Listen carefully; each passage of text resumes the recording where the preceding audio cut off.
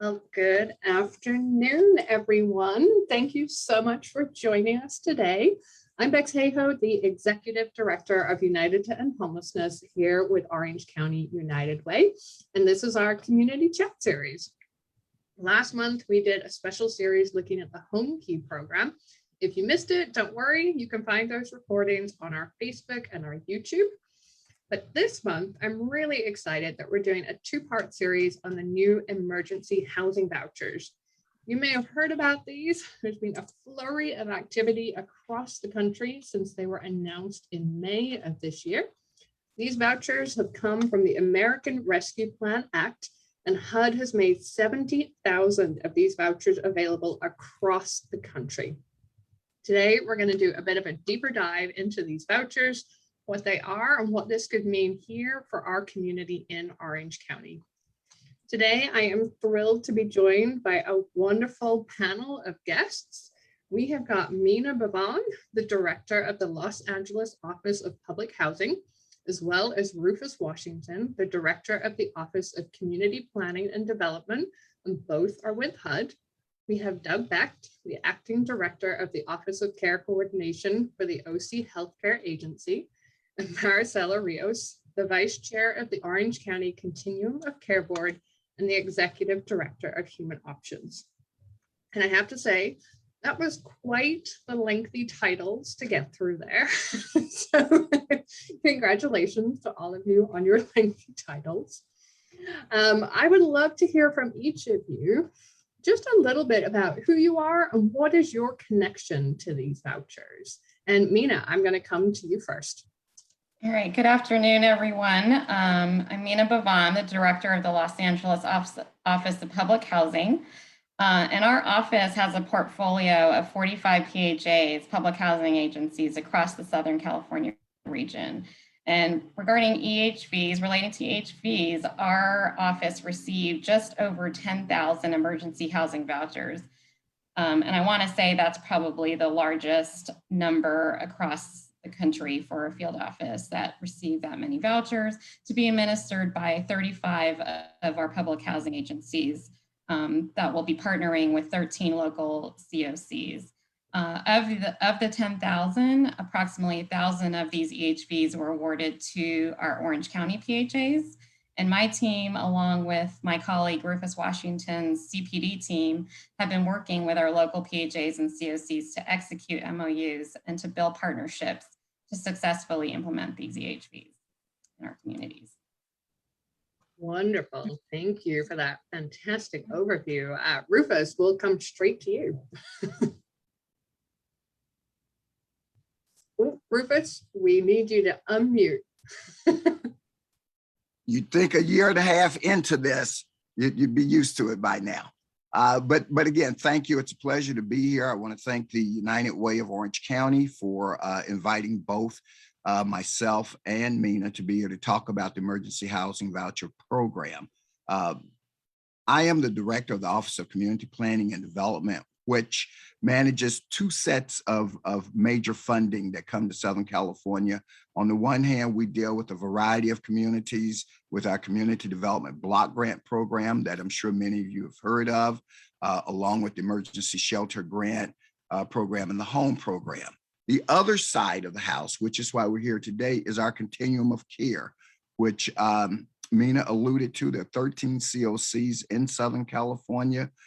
We receive and manage the distribution of over $250 million in Continuum of Care annual funding that comes through Southern California. In addition, with the CARES Act funds, there was another $750 million.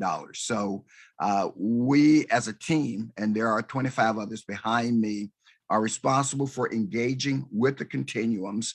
And the continuums, of course, and we'll get into this a little later, are a full partner with the PHAs, and behind the scene, Meena and myself, as well as CPD and the Office of Public Housing, are partnering on this particular initiative to help ensure its success in partnership with you. At the end of the day, it's going to take the organizations that are represented here and people representing different parts of the community to make it successful.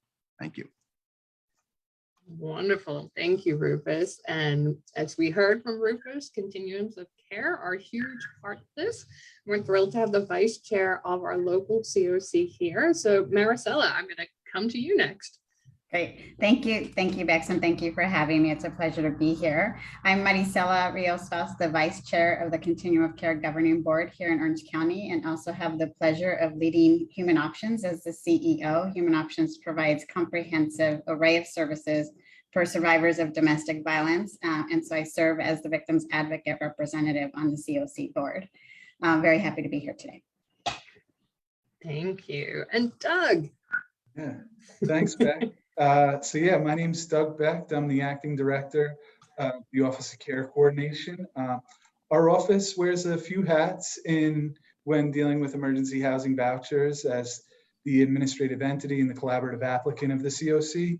But really, today, the hat I'm here to talk about is from the county end as the director of the Office of Care Coordination. We at this office are working with the Orange County Housing Authority to help fulfill their commitment that they've made with the COC through their MOU with the COC for the EHV vouchers to help provide those who get EHVs, households who get emergency housing vouchers from the Orange County Housing Authority to ensure that they are working with providers that will provide housing navigation and support services. So our office is contracted with 4 providers, nonprofit providers, to provide support services for at least 1 year post-placement into their apartment. And then we also contract with Orange County United Way to help assist 475 of those households find actual units when they get those vouchers. So yeah, thanks, Bex. Thank you so much, Doug. And we at United Way are so excited to be a part of making sure that this incredible resource that we're going to dig into more in our conversation is going to be able to be utilized to really make an impact in addressing homelessness. So Meena and Rufus, I'm going to come back over to you. Big picture, what are these vouchers? What's the purpose of them? And is there anything that's new or different about them? So in response to the COVID pandemic, the American Rescue Plan of 2021 appropriated $5 billion. $5 billion, that's a lot of money for emergency housing vouchers for targeted populations. Nationally, this basically covers 70,000 EHVs across the country that were awarded to 696 PHAs across the country. And as I mentioned earlier, our Los Angeles office that services the entire Southern California region received approximately 10,000 of these EHVs. And HUD's allocation formula was designed to direct EHVs to PHAs that were operating in areas where the EHV eligible population has the greatest need, while also considering PHA capacity and the requirement to ensure geographic diversity.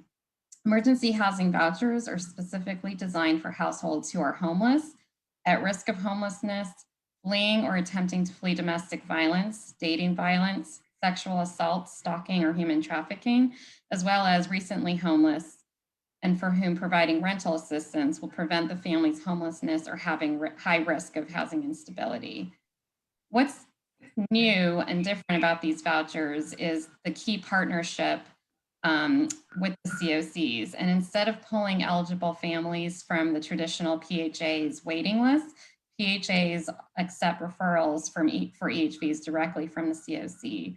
And I'm going to pass it on to my colleague Rufus to talk more about that. Rufus? All right, thank you, Meena, very much.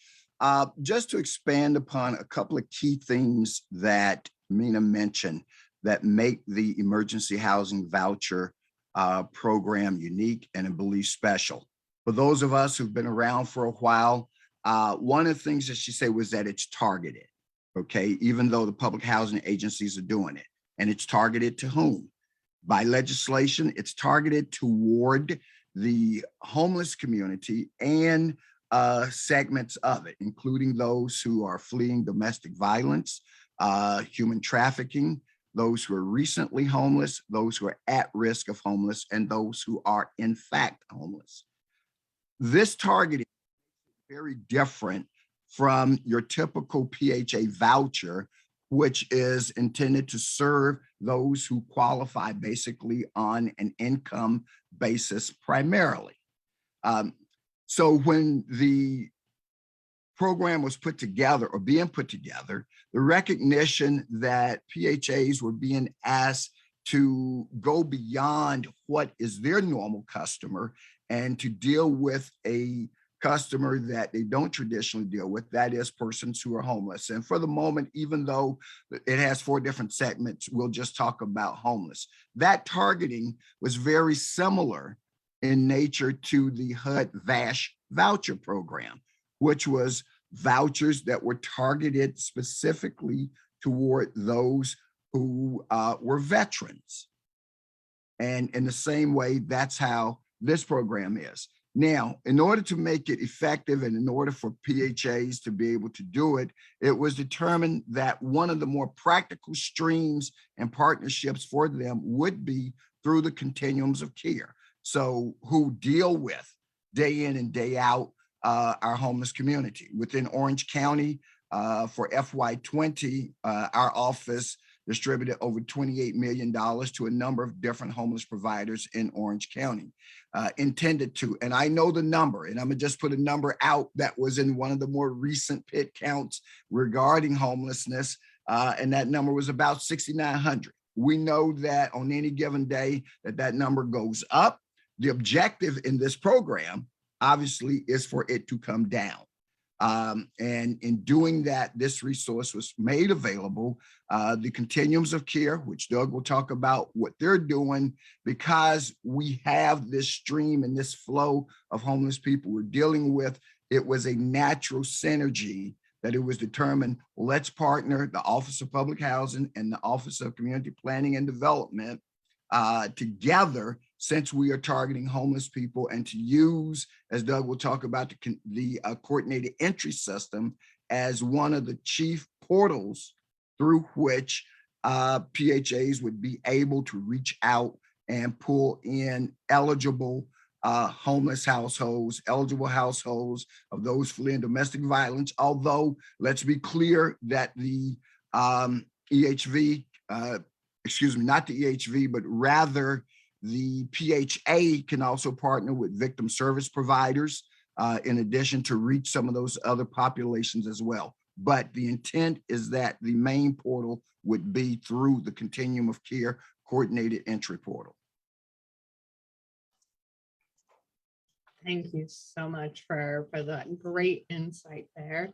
Doug, I am going to come to you next. I'm not going to dive into the continuum of care just yet, because I'd love, from your vantage point across the county, have we as a community ever received an influx of vouchers like this before? Yeah, well, that's a good question, and what makes this such an exciting opportunity. So OCHA, the Orange County Housing Authority, received 557, but the Orange County at large, which consists of 4 housing authorities, Orange County Housing Authority, Garden Grove, Anaheim, and Santa Ana, received over 1,000 vouchers. And this is unprecedented to get so many vouchers in such a short period of time.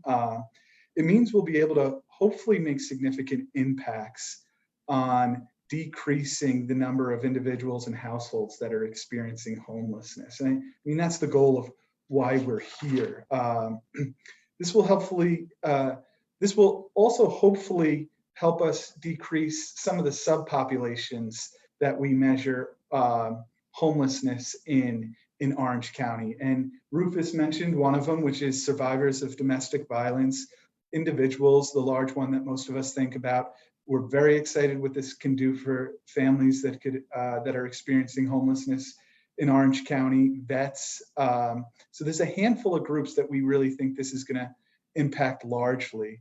Additionally, and I know we'll speak about this a little bit more later as well, there is a challenge here, though, with the amount of vouchers that are coming into our community.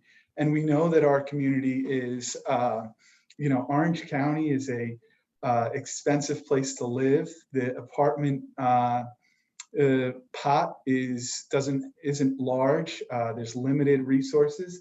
It's a real challenge to us as a community to find 1,000+ apartments to ensure that not only do we receive these vouchers, but we get these individuals and these families housed. And I really think that it's it's one of those great examples of how in order to address a systemic issue like homelessness, it takes a community-wide partnership, federal government, local government, nonprofits, and then the private sector as well. So we're excited, the landlord community, both the larger associations and those landlords that have 1 or 2 units, they're excited to work with us. I think we're excited to work with landlords that might not have previously worked with a tenant-based voucher. So yeah, this is a big deal for us, and we really hope that it's not only impactful this year, the year that the vouchers are being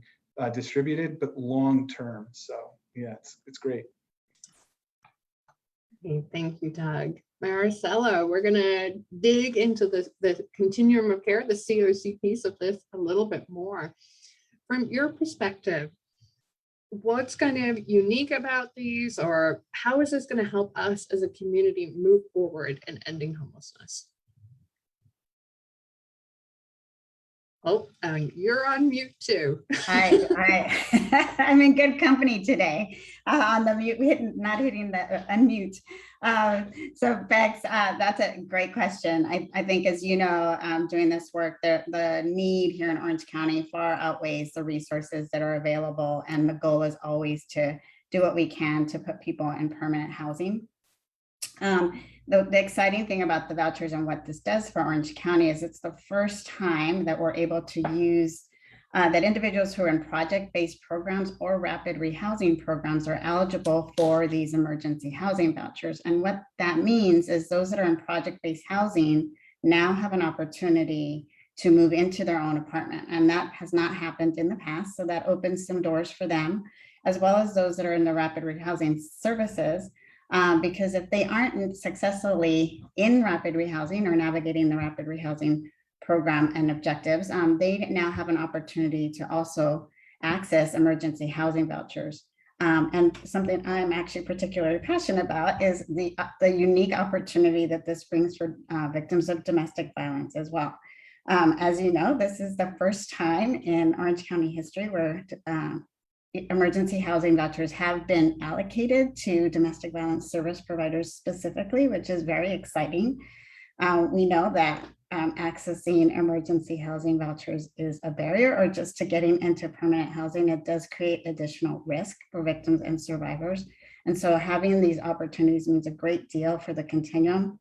We know it's one of the highest risk subpopulations. I think all of the other subpopulations that Rufus mentioned are also incredibly fortunate at this point to be able to enter into the system and get permanently housed. So in addition to those unique opportunities for populations that have not historically had it or historically been underserved by the emergency housing vouchers that are available, it also creates an opening in the pipeline. So those that have been in transitional housing that can now move into permanent housing through the emergency housing vouchers, or who can create an opening now in project-based or rapid rehousing. Now there's space for others that can access those services to go into those as well. So again, it's a unique opportunity for the continuum of care. I'm very excited about this opportunity and look forward to huge success. Thank you, Maricela. Meena, I'm going to come back over to you now. What has been different about how these vouchers have rolled out? I know we've talked a little bit about the collaboration with COCs, but I'd love to hear, is there anything that we have missed that it's important for the community to know about? Yeah, so I think there are pretty much two key differences from the traditional HCV Section 8 program. One we've already talked about, right? It's the COC partnership. As Rufus mentioned, our PHAs don't traditionally directly work with the homeless population the way COCs do. So that is a big piece of that. So that, in order to assist with the coordination of housing and services for EHVs that are targeted for homeless and near homeless individuals and families. So in addition to that, so I guess with the COC and PHA partnership, they each individually have their different roles and responsibilities that are laid out in their MOUs, which include the COCs and victim service providers are responsible for assessing eligible households for EHVs and services, as well as referring eligible households to the PHA for EHV. And the PHAs are responsible for all the PHA administrative responsibilities for the EHV program in accordance with HUD's operating requirements and other related applicable HCV program regulations, which include reviewing applications for EHV households and certifying program eligibility, as well as determining that units meet housing quality standards, along with other responsibilities on the PHA side. But in addition to this partnership with COCs, I think another key difference, and an important one at that, is relating to EHV program waivers as well as incentives. As Doug mentioned, no surprise, we are in a very tight rental market, right? So, to be able to utilize these EHVs, again, we received 10,000 for our office alone. For Orange County, we're talking about 1,000 of these EHVs, right? We definitely need landlord participation and recruitment to be able to utilize these EHVs. And so, along with the PHA's ability to set higher rents, which are payment standards for these EHVs, to set more competitive rents for these families, there are other incentives that PHAs have received, service fees to utilize to help recruit landlords that can be used for security and utility deposits, holding fees, moving expenses, search assistance, and other owner incentives. So those are, I think, two really key nuances of the EHV program to help the success of utilizing EHVs. Thank you so much, Meena. And as I mentioned at the beginning, this is part one of a two-part series. And so the next time that we gather together, we will have representatives from all the local PHAs here to really dive into the details of how they are working with the continuum of care to get these vouchers out into the community. So we're going to dive into that a lot deeper in our following conversation. So just in case anybody's watching who's really curious, that's your encouragement to come back and join us for part two. But before I move on from this, I did want to check in with Maricela and Doug. Is there anything that you'd like to add around any system changes that had to be made to accommodate for this volume of vouchers coming in? I think from our end, from the coordinated entry system, I don't know if it's so much a change. There have been changes, but I think the biggest impact has been more of the scale and working with, in our community, working with the housing authorities in a different way, which has been great. This is, it's two groups that are really here to address homelessness and, do it in slightly different ways at times. So, working with different colleagues and ensuring that this system that we roll out, which is a new system of referring people through the coordinated entry system to vouchers, has really been, I think, the biggest adjustment, but a good one. Thank you, Doug. Yeah, it certainly is a big. I think what I would add, Bex, is that it also, I think it's a unique opportunity in the collaboration between the COCs and the housing authorities, right? It just creates this great opportunity to begin to build on moving forward, even beyond the emergency housing vouchers that are currently being worked with. I think the opportunity to look at it from a countywide perspective instead of housing authority to housing authority creates these great opportunities as a county and as a COC to be in that conversation and dialogue at looking at how do we maximize and magnify the impact that these resources can have right now, and actually put a plan in place that helps us advance this issue and really address it moving forward is incredible, right? In the past, I think we all stayed in our individual lanes, and now this is a great opportunity to bring these things together. And what better time to do it than with an infusion of resources. And then the other thing that I would say, I know it's getting me sort of into, I think what what we had talked about a little bit, but I think the opportunity and watching HUD really begin to connect the dots. We've always known that HUD has prioritized and wanted us to have a coordinated entry system and to be able to bring that into and making sure that we're using it, but to write that into the requirement as part of these emergency housing vouchers also begins to just pull things together a bit more. So these services aren't fragmented, they're not on separate tracks, but that everything builds toward ending homelessness here in Orange County, which is incredibly impactful. That's awesome. Yeah, it really is an incredible opportunity in front of us. With opportunity, there are sometimes challenges. So I'm curious if anybody, Rufus or Doug, perhaps, if you want to speak to any potential challenges that there might be, and anything we can do to get ahead of those.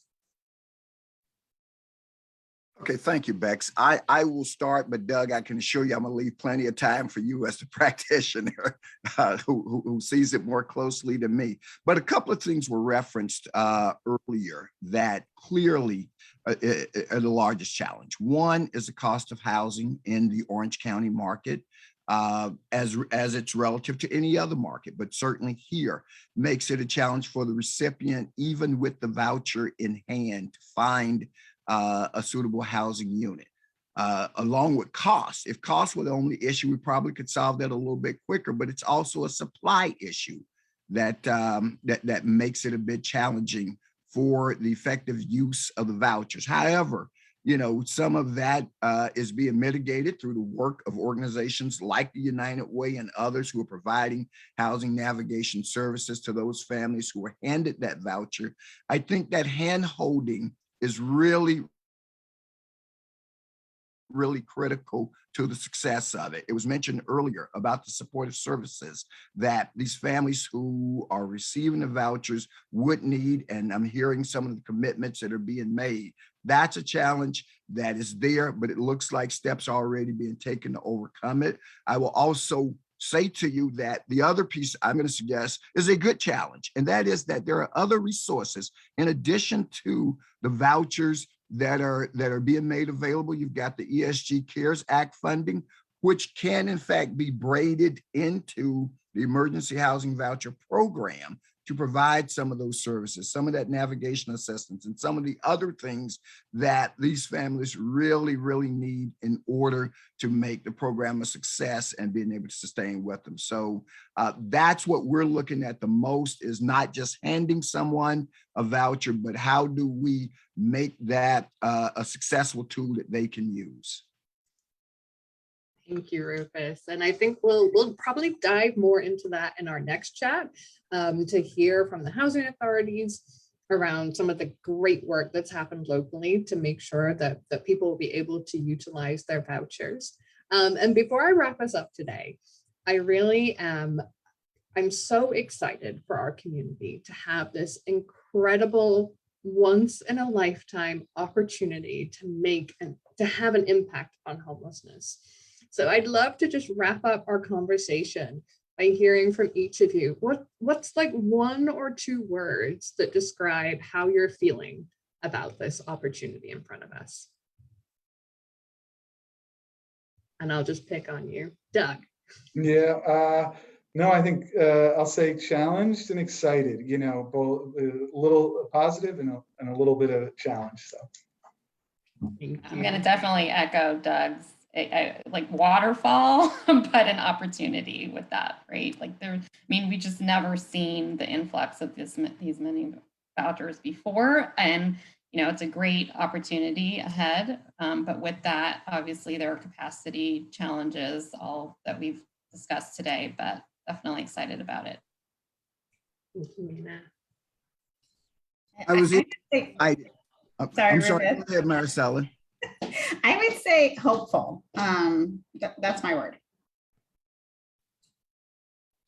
And I would say excited only because, after over 30 years of being in this business and trying to address this problem, and for the first time seeing this kind of targeted effort toward addressing homelessness, really, in spite of what the challenges are, just brought a sense of relief that we're finally starting to get there in a meaningful way. And this is but the first step, not the only step, but the first step in that process. That's great.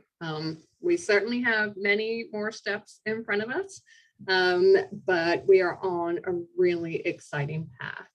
And I do just want to say, if we do have any property owners that tuned in today or that are watching this who would like more information, please feel free to reach out to us. As was mentioned, at United Way, we do have a landlord incentive program, and we will be helping many hundreds of these voucher holders secure housing. And we have a whole host of incentives to welcome you to our property owner network. So please feel free to check us out. The team will drop a link in here for you to learn more about our Welcome Home OC program. And we have run over time, so my apologies, but thank you to all of you who stayed with us. And thank you so much to everybody who submitted questions in advance of today to shape our discussion. We will be back in a couple of weeks, in 1 week, my apology. We're back next week for part 2 of this conversation. And I look forward to seeing everybody again then.